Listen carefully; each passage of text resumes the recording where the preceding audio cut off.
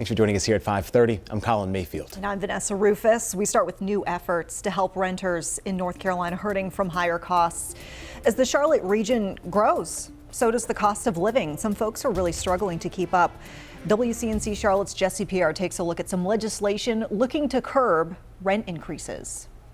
Rent hikes are causing a headache for some people living in the Charlotte region, with some folks seeing the cost of their homes go up by several hundreds of dollars. Now, I spoke to one lawmaker who was concerned about the high rent, taking a step to provide renters some relief. Getting a sizable rent increase like we've gotten, almost 10% year over year, it's painful.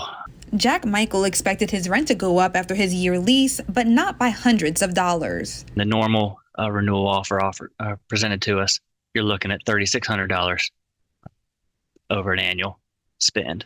That's not chump change.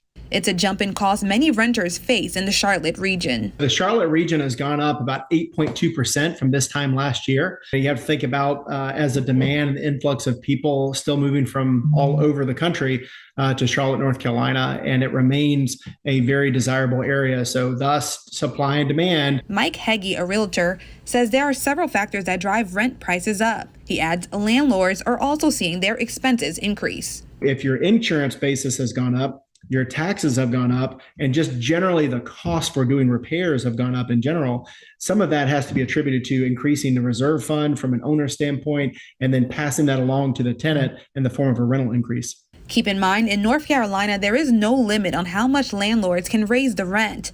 Senator Lisa Grafstein says that needs to change. What we're hearing more and more about is housing affordability, which is really about folks who have been typically capable and able to, based on their income, pay market rate rents. And they're seeing that ability kind of drift away. She recently filed Senate Bill 225, a law that would give local governments the power to enact rent control measures in their districts. And it can be anything from limitations on the percentage increase in any given year. It could be things like subsidies or vouchers for to make up the difference in rental costs. So there are lots of different creative ways to go about rent control.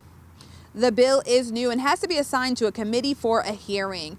Now, there are some things you can do if you face an increase in rent. Heggie says if you have been a model tenant, try to negotiate directly with the landlord. Also consider a longer lease if possible and make sure to document everything. Jesse Pierre, WCNC Charlotte.